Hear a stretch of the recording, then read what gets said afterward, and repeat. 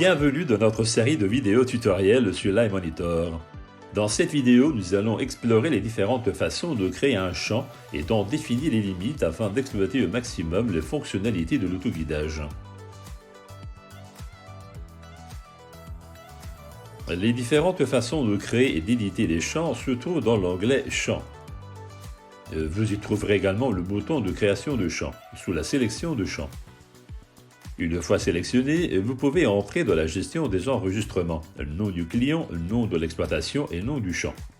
Confirmez-les et le nouveau champ sera chargé. Examinons maintenant de plus près la création de la limite du champ. En général, il y a 3 façons de le créer dans l'iMonitor. La première option consiste à enregistrer la frontière manuellement. Pour ce faire, le point d'enregistrement peut être déplacé de manière flexible si nécessaire.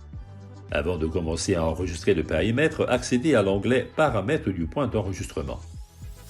Le point d'enregistrement est maintenant affiché et vous pouvez effectuer des réglages dans la nouvelle fenêtre. Définissez si l'enregistrement doit être effectué à gauche ou à droite de l'outil. Vous pouvez également déterminer si l'enregistrement doit être effectué à l'avant ou à l'arrière de l'outil ou au point d'attelage du véhicule. En outre, vous avez la possibilité de déplacer le point horizontalement ou verticalement. Après confirmation, la fenêtre se ferme et vous pouvez commencer l'enregistrement.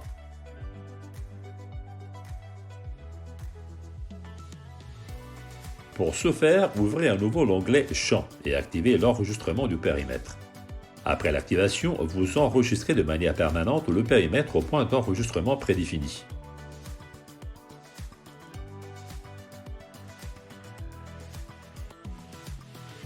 Toutefois, si vous souhaitez lier l'enregistrement à la couverture, vous pouvez activer cette fonction sous Configuration, Utilisateur et Carte.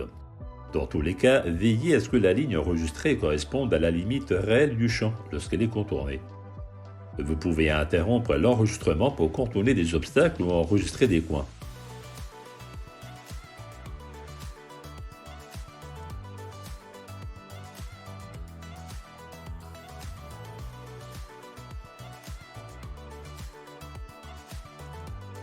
Dès que vous êtes de nouveau près du point de départ, arrêtez l'enregistrement.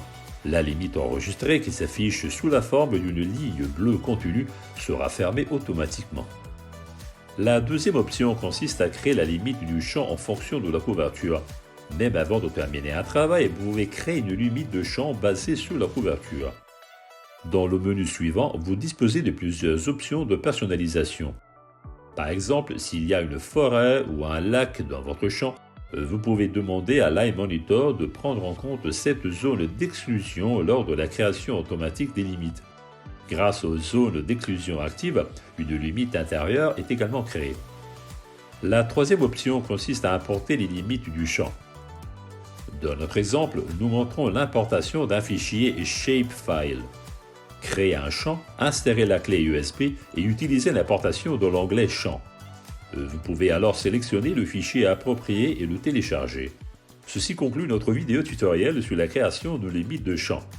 Découvrez d'autres vidéos d'astuces utiles sur l'utilisation de l'iMonitor.